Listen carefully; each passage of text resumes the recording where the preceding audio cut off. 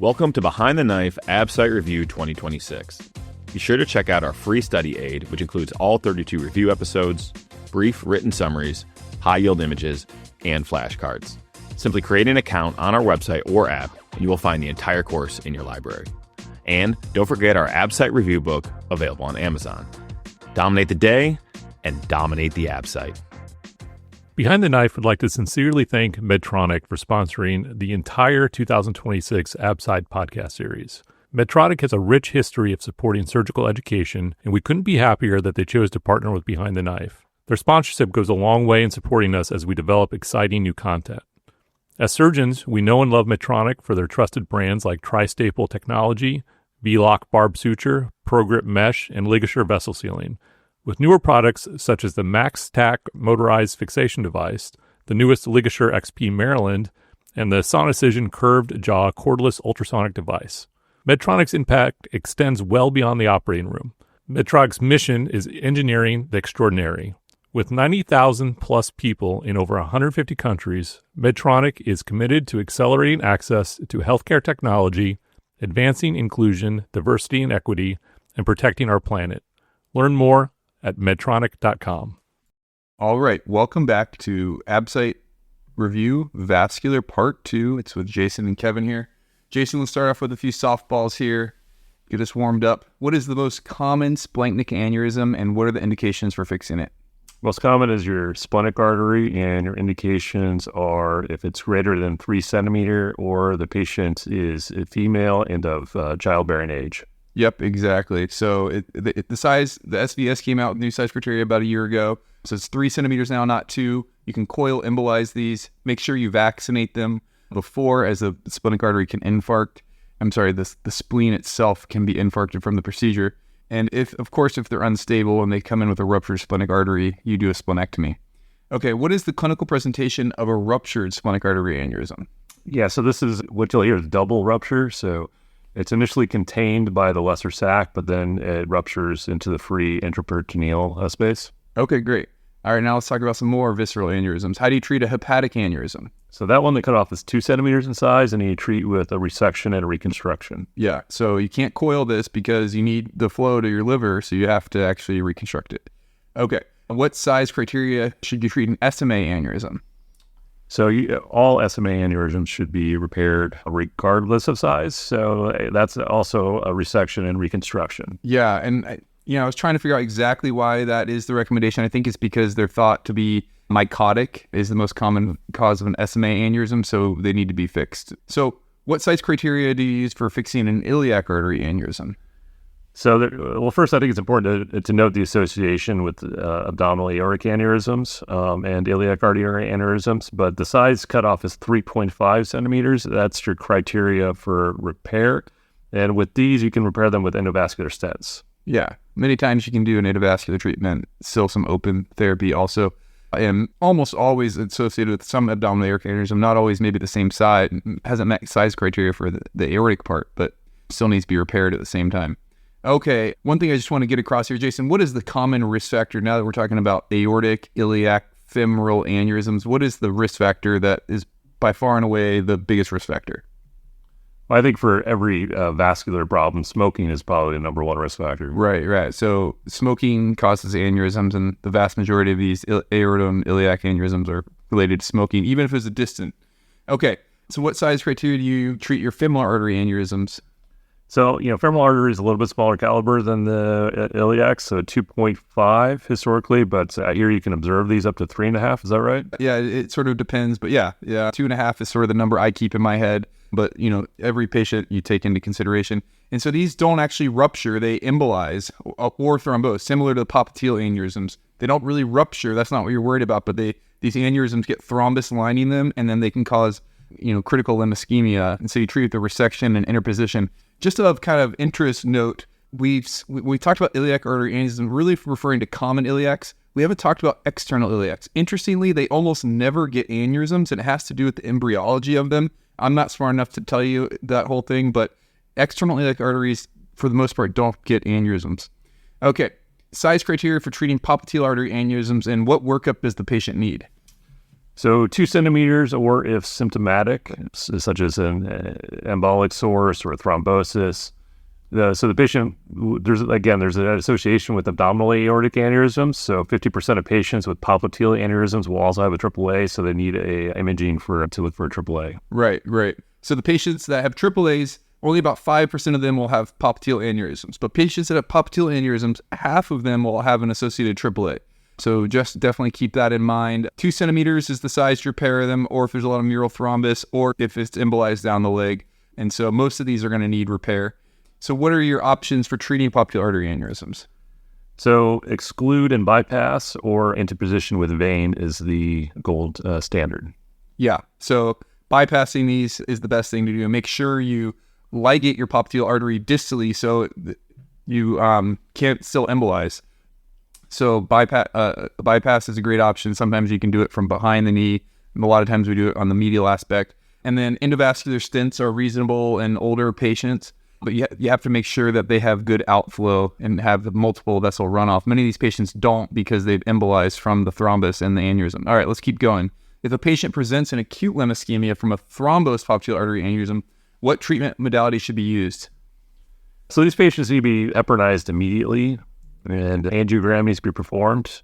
So if there's no runoff or semetically diminished runoff, a lysis with TPA to restore the outflow. If you have a good bypass target, distal to thrombosed aneurysm, you can go straight to a bypass. Right. So now we've kind of switched. We're not just talking about our patient that we found the aneurysm in clinic on a screening ultrasound. This is a patient that comes in an acute limb ischemia to the ER. They found to have a popliteal aneurysm, thrombus. And so if you do your angiogram, because it can be both diagnostic and therapeutic, CTA really doesn't show you vessels below the knee very well, especially when you have a thrombosis. So the angiogram is really helpful there, and you have to lyse these open. Otherwise, your bypass or whatever you do isn't going to work, because a lot of times the outflow is trash, whereas the lysis will really clear that up for you. If on the other hand, though, you have a great bypass target, your posterior tibial is massive and in line to the foot, you can just go straight ahead with your bypass and then not have to worry about the lysis. Okay, indications for operating on abdominal aortic aneurysms. What are the sizes there, Jason? So in men, it's over 5.5 centimeters. In women, it's over 5 centimeters. We also want to look at the growth rate. So it grows more than 1 centimeter a year or a 0.5 centimeter in 6 months. That would be an indication for a repair. Great, yeah. And so there are some of these that can be quote-unquote symptomatic if they embolize from the mural thrombus or cause blue toe syndrome or something like that. That would be an indication also, or if they're infected, such as a mycotic aneurysm, you have to repair that. So what patient should be considered for open aortic surgery rather than endovascular surgery? So, number one, younger patients. So patients under 70 who have good cardiac and pulmonary function can be considered. Patients with complex aortic anatomy, such as pararenal or small iliacs, that would complicate an endovascular surgery. Right, yeah. So open surgery is not dead. It's actually kind of making a comeback. And so younger patients with good operative risk factors should be fixed open. And so I have seen questions about this.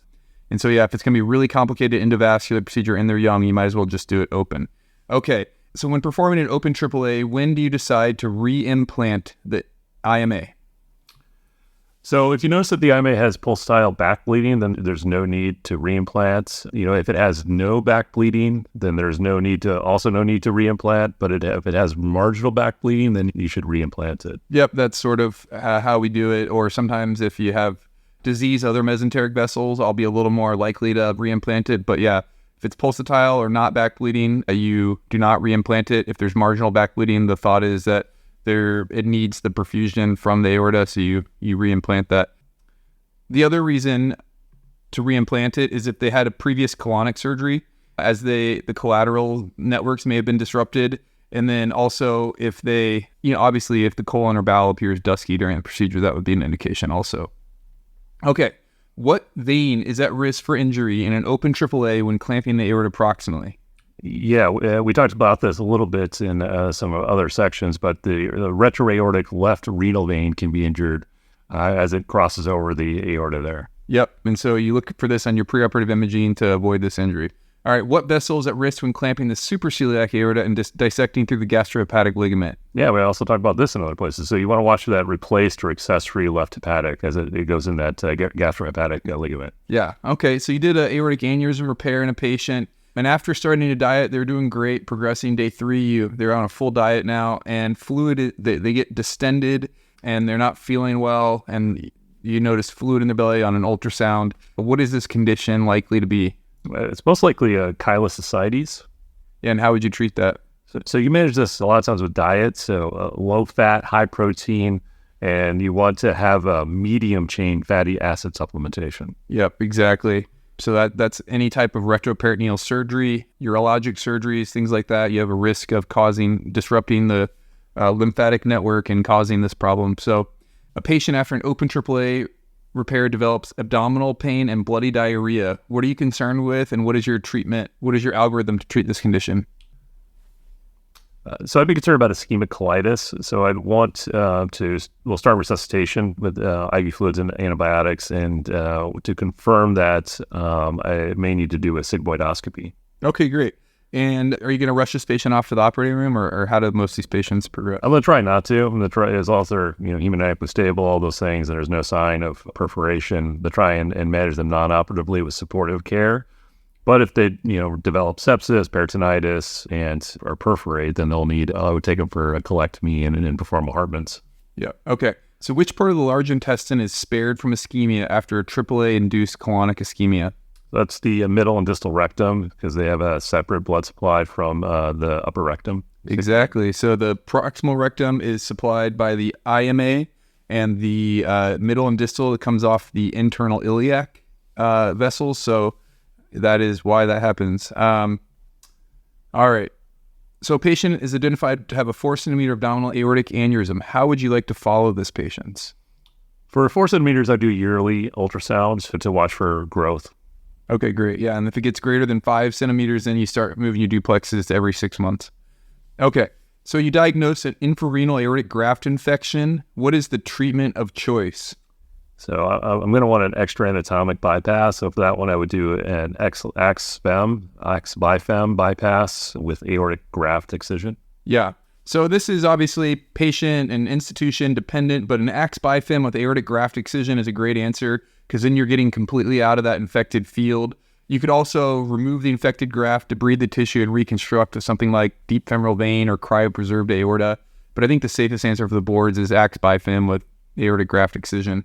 Okay, so say you did this. Say you did the AX-BIFEM with aortic graft excision, and the patient's in the ICU 2 days later and becomes profoundly hypotensive and loses consciousness. What are you concerned about? It's a scary situation, but I'd be concerned about a potential aortic stump blowout. Yep. So that's the big negative of doing the aortic graft excision, is now you have a stump of infrarenal aorta that's basically just ligated. And so you have to do whatever you can to strengthen that, so you can oversew it in multiple layers. You can place omentum over the stump. And some people use tensor fascia lata from the leg as a buttress. Obviously, it's an infected field, so you can't put prosthetic material in there. Okay. A patient presents years after an aortic operation with hematemesis and hypotension. What are you concerned about? I would be concerned about an aortic enteric fistula. Yep, definitely. And so what is this? So that's when you, usually from chronic inflammation, but you develop a connection between that aortic suture and the duodenum. Exactly.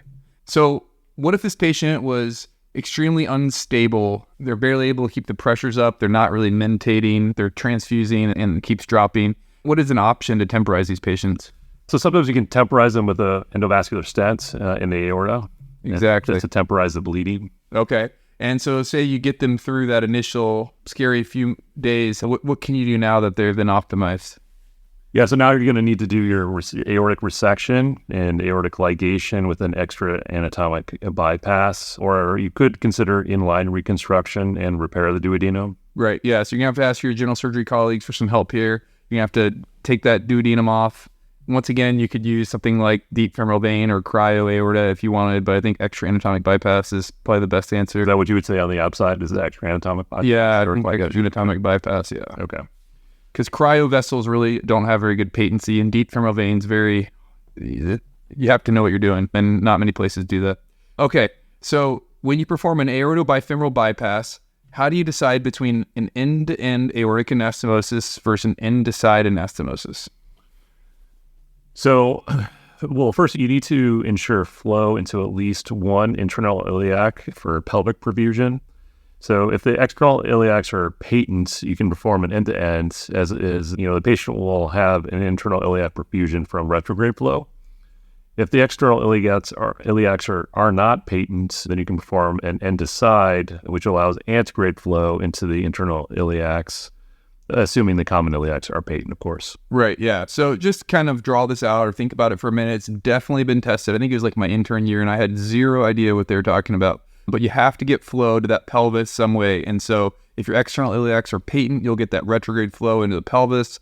If they're not, then you need to do the end-to-side to allow whatever native flow into the pelvis is occurring to continue. So how do you tunnel your aortobifemoral bypass in regards to the ureters? So you tunnel under the ureter to prevent the development of hydronephrosis. Yep. And the way I just remember this is you're replacing the vessel, and so you just stay right on top of the vessel. So you tunnel right on top of your iliac artery, which is underneath the ureter, and then you're good to go. All right. You have a frail patient that presents with an occluded aorta but cannot tolerate an aortobifemoral bypass. What other reconstructive options can you offer her? So an AX bifem is a good, durable option. It's, less traumatic on the patient and has acceptable patency rates. Yeah, exactly. So AX bifem is your kind of go-to aortic reconstruction option in infection or sick, ill people. All right. So let's just talk quickly about EVAR, endovascular aortic repair. Patient can't undergo an open surgery or something. What are some of the kind of buzzwords, criteria that we need and able to be able to perform an EVAR? Yeah, so these are numbers that you have to know. These are testable. So your neck diameter less than 32 millimeters, a neck angle less than 60 degrees, a neck length of at least 10 millimeters for your landing zone, and iliac diameters of at least 7 millimeters in order to accommodate that device. You also need to have a lack of thrombus or calcification in the infrarenal neck. So, the way that I would ask that question is I would give you somebody that had a very tortuous or an angle that was over 60 degrees and ask what your options are for repair. Yeah, exactly. The ones I've seen come up most often is they'll give you an iliac artery that's very small, like 4 millimeters, and say, is this a patient a candidate? And so no. The other one is a really critical one is the neck length. You need enough healthy aorta below the renal arteries for that graft to seal in. If you don't have healthy aorta, that graft can't seal. The graft's not going to work at all. So you need 10 millimeters of healthy neck. So if they say a pararenal, juxtarenal, that all means there's not enough length at the neck. And so that's another area where they just do not qualify for an EVAR. Speaking of having a short neck and causing problems, let's talk about endoleaks. So if you couldn't seal that neck or you tried to seal that neck and it did not keep that seal, that's called an endoleak. So Jason, what are the 4 types of endoleaks briefly? Yeah, so there's type 1 through 4, and 1 is broken up into type 1A or type 1B. So type 1 means that the graft isn't sealed at either the proximal or distal end port. So again, that's 1A is proximal, 1B is distal. Type 2 is lumbars or the IMA continue to fill the aneurysmal sac. So type 3 is when components of the endograft are not sealed between the components. And type 4 is due to porosity of the graft itself or a tear in the graft. Yep, exactly. So your type 1 and your type 3 mean that your aortic sac has the same exact pressure that it did before you fix it. So you've done nothing to help these patients, and their aneurysm is likely growing. So you need a type 1 and a 3 you have to fix, not emergently, but in a reasonable amount of time. And so for type 1, you generally have to place a cuff to seal more proximally or do a fenestrated graft more proximally, or distally, you have to extend further distal.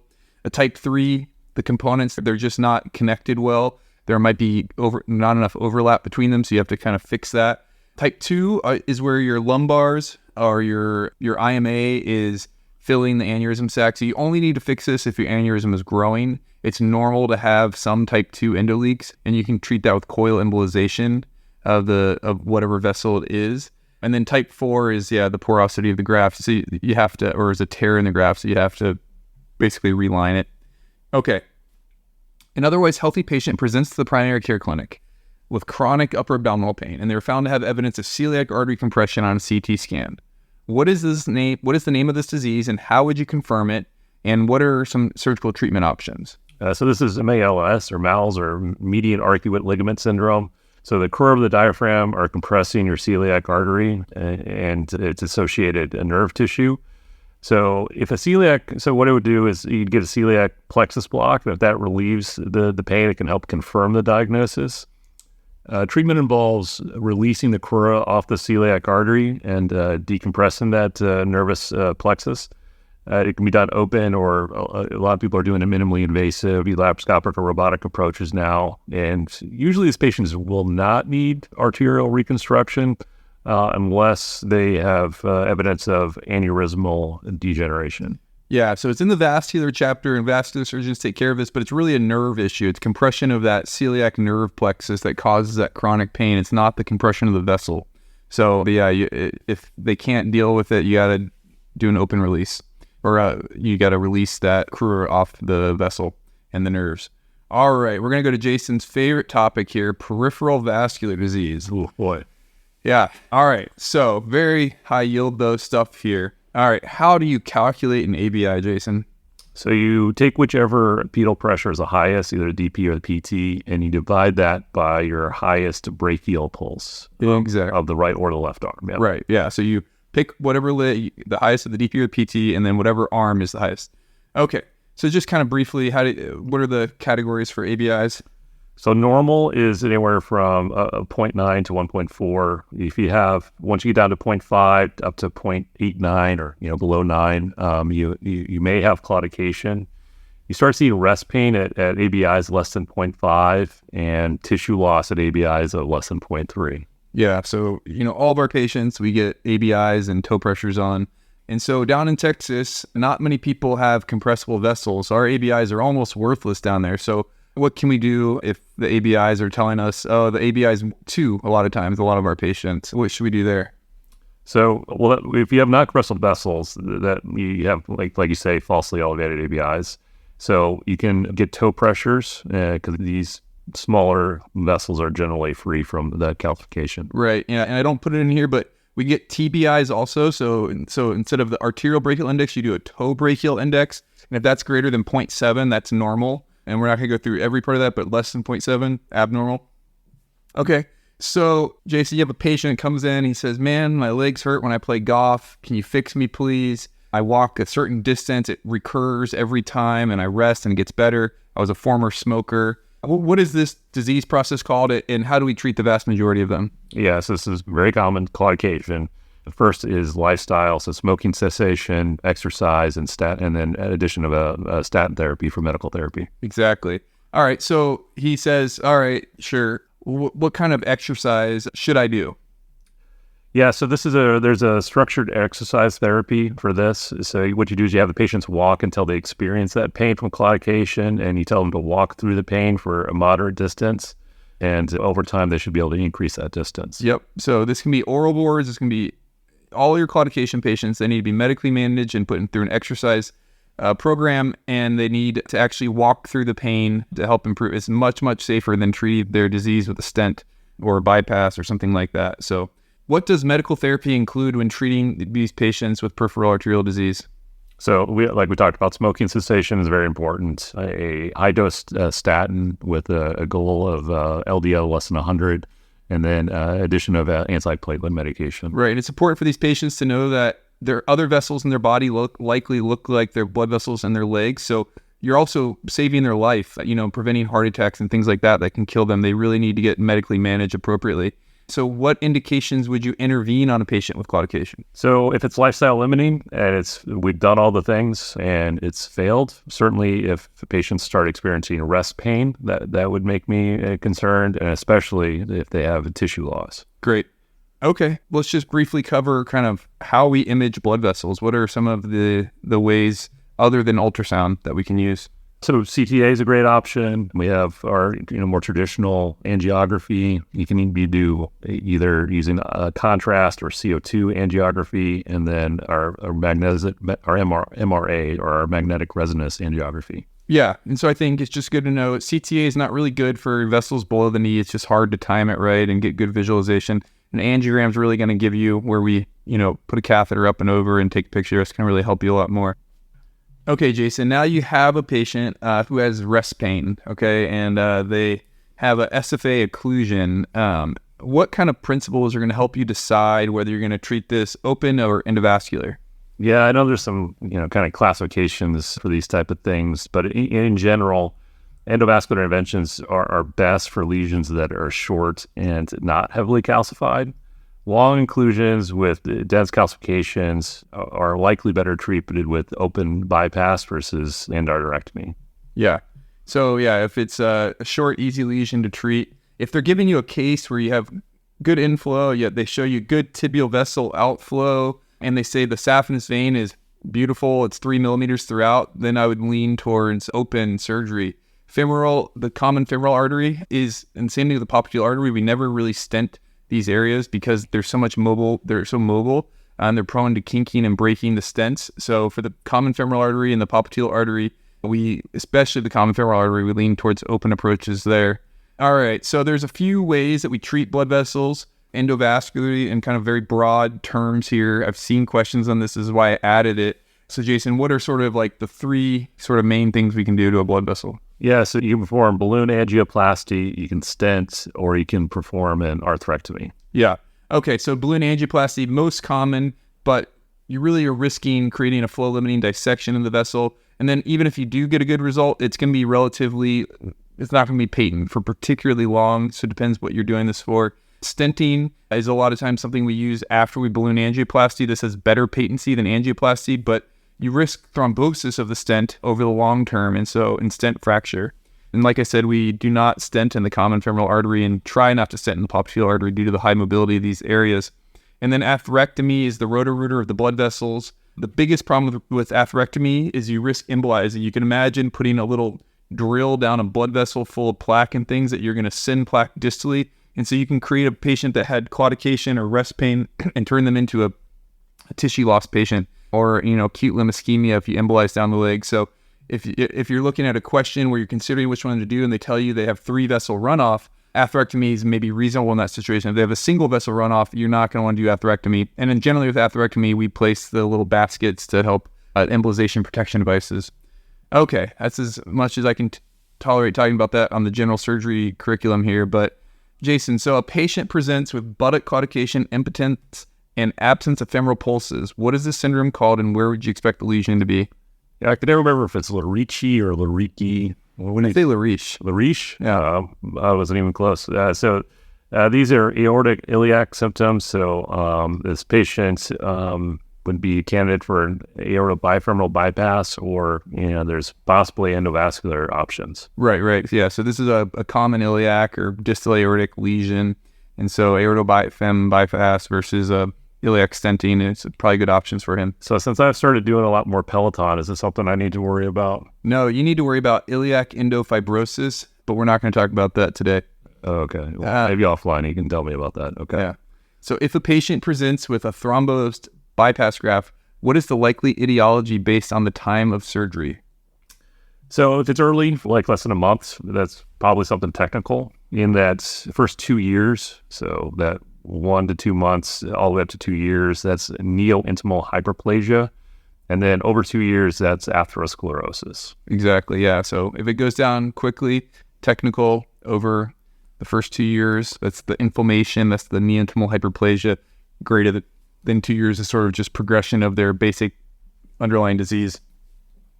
Okay, so a patient presents with a large acute embolus that lodges at the aortic bifurcation. How does this differ in regards to treatment options to Leriche syndrome? So embolic disease, you have an option of transfemoral retrograde embolectomy bilaterally. Leriche syndrome is an atherosclerotic disease in which a bypass would be indicated. Yeah, so I put this in there because some people kind of think that any, occlusion at the same level is the same thing, but embolic disease versus atherosclerotic disease is very different, and it presents very differently. The embolic disease is going to be a very acute, very sick patient because they are not used to having low blood flow, whereas the atherosclerosis is going to be the kind of slow building plaque and calcification. So If you get a question where you have a patient in AFib and they come in with bilateral cold legs and they have a embolus at the aortic bifurcation, you can do bilateral femoral cut downs and do embolectomies of the iliac arteries and, not aortobifib for this patient. Okay, so we're just going to quickly talk about different levels here. A patient presents with thigh claudication. Where would you expect this lesion to be? Thigh claudication, I think iliac lesion. A patient presents with calf claudication. Where would you expect this to be? SFA. Great. Okay, so now you have a patient that tells you he has this leg pain, but you got ABIs on him. Your nurse put him in, got ABIs, and they're normal. And so what do you want to do to make sure he doesn't have vascular disease that you're missing out on? I would do in that patient a walking treadmill test. Exactly. So you have them walk until they experience the pain, and then you recheck their ABIs. As proximal iliac lesions can have normal ABIs due to collateralization, but with exertion, you'll see a significant drop in their ABIs. So you can miss iliac artery blockages if you just do a normal ABI. A patient with AFib presents with acute new onset foot pain for 2 hours and has diminished pulses. How do you evaluate this patient and determine the urgency of revascularization? Well, it sounds like acute limb ischemia based on what you told me. So I would do a vascular exam to include Doppler signals and a motor sensory exam of the foot. Okay, yeah. So in a patient where you have a concern for acute limb ischemia, knowing their signal exam in their foot and their motor and sensory is what's going to drive the entire management. So for Rutherford 1, you're going to have diminished arterial signals in the foot or normal, but no significant motor or sensory loss. With Rutherford 2A, your arterial signals are going to be diminished or not present, and you're going to have some sensory loss, but no motor loss. So in this case, semi-urgent revascularization is required. 2B, this is where you have all of the things above. So you have no arterial signals, you have sensory loss, but now there's evidence of motor loss. So this is the most urgent revascularization once you have motor loss. And then Rutherford's 3, you have no signals, you have no motor, you have no sensory. The foot is non-salvageable at this point. So Rutherford 1, I didn't say the management for that. Generally, you heparinize these patients and you get a CTA and you figure out a time to fix them. 2A and 2B are the urgent ones. 2A is probably not going to get up in the middle of the night to treat 2A, probably going to anticoagulate them and do it first thing in the morning. 2B is you get up in the middle of the night and go in and treat that. So, Jason, is a patient with Rutherford 2B ischemia a candidate for endovascular lysis therapy? Generally not, because it can take over 6 hours to be effective, and you run the risk of having permanent damage by that point if you're waiting to restore for that long time. Right. So this is the patient that you're probably going to do an open or endovascular thrombectomy on for urgent restoral flow. Okay. We've mentioned this in our quick hits before, but what is the most common site for an embolism to lodge in the leg? Yeah, so you're looking at your bifurcation points. So most commonly at the femoral bifurcation with the profunda and the SFA. And then the second most common would be distal and the popliteal artery as it bifurcates. Yeah, and so as it bifurcates, you're getting one bigger vessel going to two smaller vessels. So it was a certain size and it gets caught as the vessel's narrowed. Okay, I'm just going to talk you guys through this. It comes up. Go to Google Image right now if you're not driving or running. You need to know the basics of an angiogram. You need to be able to identify the vessels as they come off throughout your leg angiogram because sometimes they will ask you this. So just for below the knee, you have your popliteal artery, and then the first major branch coming off laterally, the bigger one, and it has it goes horizontal for a minute, is the anterior tibial artery. Then it goes down into your tibial perineal trunk, and then there's a fork there after your tibial perineal trunk. The one that goes straight down is your perineal artery. The one that kind of goes medial is your posterior tibial artery. So the anterior tibial artery and the posterior tibial artery actually run onto the foot as the DP and PT. I know it's hard to hear that, but just kind of look that up because it is testable. Yeah, just Google image search that and quiz yourself. Point your cursor at different things in that lower leg arteriogram and see if you can name those structures. Exactly. All right. So, Jason, we're going to talk a little bit more about compartments. What are the four compartments of the leg and what do they contain in each of them? So there's the anterior compartment, lateral compartment, and then you have both superficial and deep posterior compartments.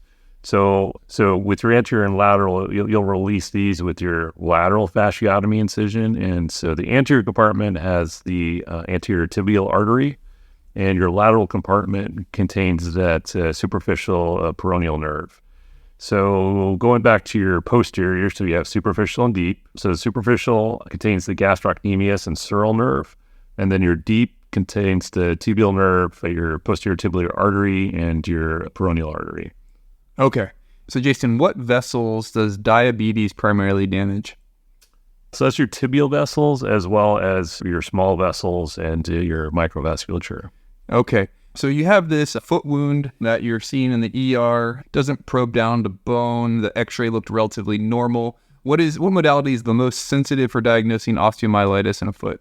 Yeah, your most useful test is going to be your MRI. Great. Now, how do you manage a diabetic foot ulcer with osteomyelitis in the underlying bone? So you want to debride back to healthy bone, and then they're going to be on a prolonged course of antibiotics, like up to 6 weeks. Right, great. And so any of these patients that have these diabetic foot wounds, you got to make sure they have adequate perfusion. So generally we start with our ABIs or our non-invasive flow studies. If these show that the flow is impaired and the patient needs an angiogram, then that's the next step they should go, because the angiogram is both diagnostic and therapeutic. And so you wait to perform the definitive foot surgery or debridement until revascularization is maximized. How do you manage a patient that presents with evidence of foot infection along with severe peripheral arterial disease? So you want to first manage the infection, so resuscitate antibiotics, and then you will want to revascularize, but treat the infection first. Right, yeah. There's been questions where a person comes in with a quote-unquote hot foot, they're borderline septic, their white count's really high, there's pus draining out of their toe. You don't wait and you don't take them for an angiogram that night. You take the toe off or open the foot wound, drain it, just like you do in many other aspects of surgery. Source control. Exactly. All right, we're going to go talk about everyone's favorite topic, venous disease. Okay, so some big topics in venous disease first before we get down to the more common stuff. Jason, how do you approach the left common iliac vein, say it's a trauma situation? Yeah, okay, that can be very challenging to get to, and sometimes you'll have to actually divide the right iliac artery that's sitting right on top of it, and then you'll have to repair that, of course, after you deal with the venous injury. Exactly. So this is why you have May-Thurner syndrome, right? Because the right iliac artery is laying over top and compressing the left common iliac vein. So you have to sometimes, divide the iliac artery. Okay. So Jason, what veins can be ligated in trauma? So, well, most of them, but so you can ligate really anything distal to the renal veins, but just be aware that the more proximal you are to the renal veins, or the higher up you are, the higher the morbidity. But certainly if a patient's bleeding to death and you have to ligate, you can. Just remember that you may want to consider doing a prophylactic fasciotomy for a lot of those venous ligations. Right, yeah, you can ligate the IVC, you can ligate an iliac vein, but they're going to get venous claudication in both of their legs. They're gonna be limited, but if that's what it takes to save their life, make sure you do the fasciotomies, and it is what it is. Can you divide the renal veins? Yeah, I think we talked about this a little bit in one of our other chapters, maybe the trauma chapter, but you can divide the left renal vein proximal to the gonadal vein, as long as that's left intact, because you'll get collateral and retrograde drainage through that. Perfect. A patient presents with unilateral leg swelling and only deep venous reflux seen on the duplex ultrasound. What can you offer this patient? Boy, you can conservative things like compression stockings and elevation.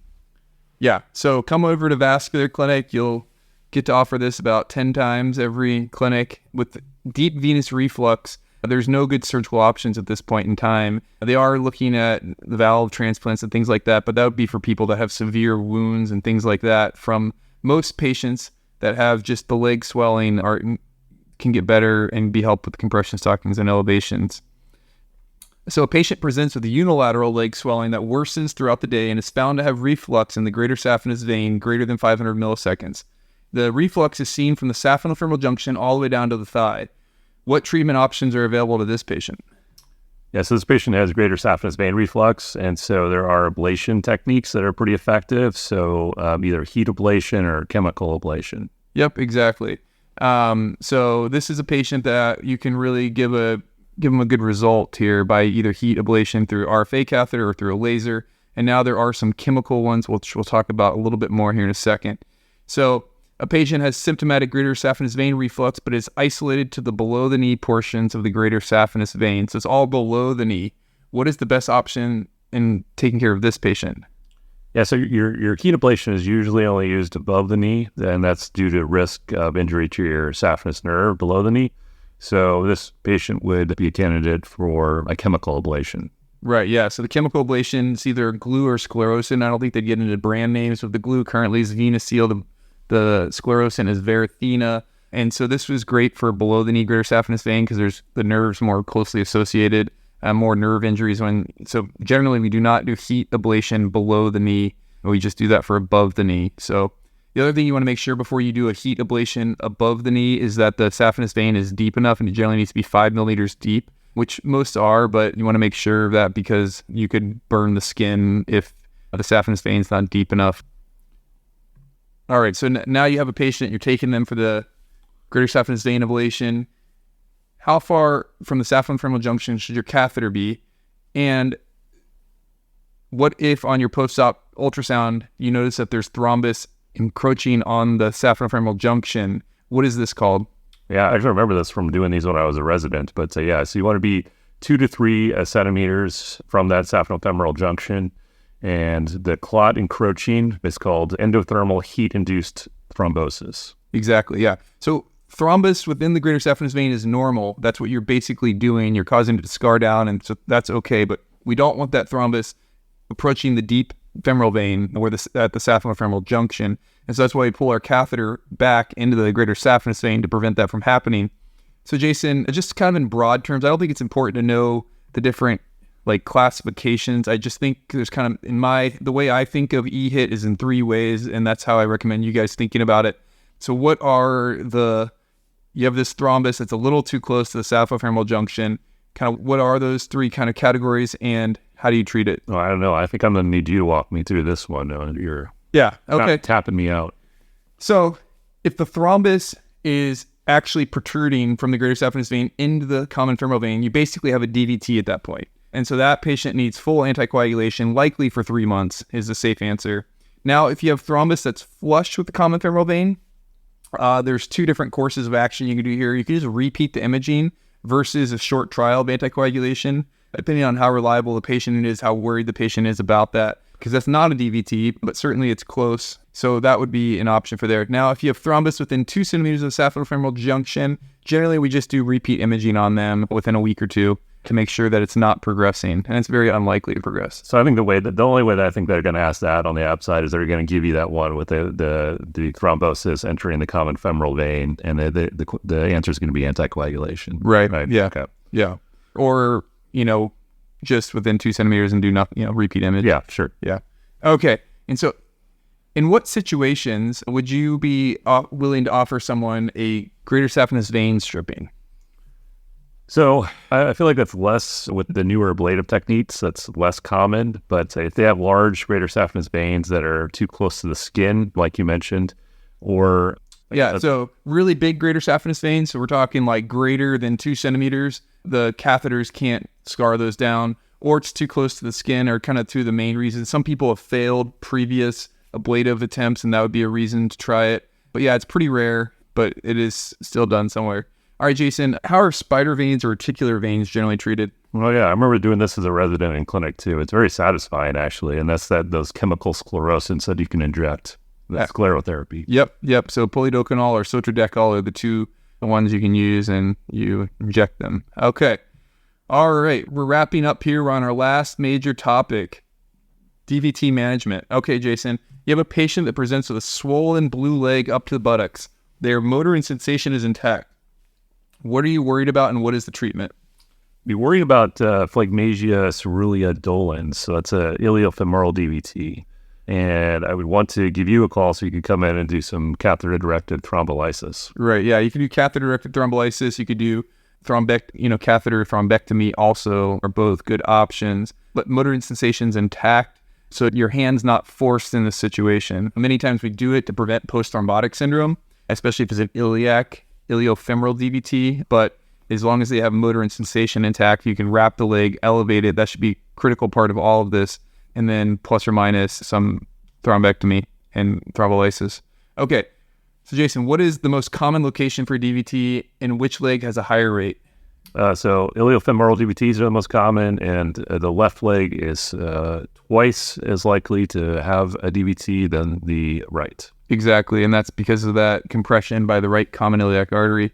Okay, what if a patient is diagnosed with a DVT but has a contraindication to anticoagulation, such as a recent brain bleed? What can you offer this patient? IVC filter. Great. Where should an IVC filter be placed in relation to the renal veins? So you want those to be caudad to the renal veins, so below your renal veins. Great. Okay. So we're going to talk about anticoagulation briefly. So you have a provoked DVT. Someone just had surgery or they had trauma and they got a DVT. How long do you anticoagulate them? 3 months. Okay, great. Patient has active cancer and they got a DVT.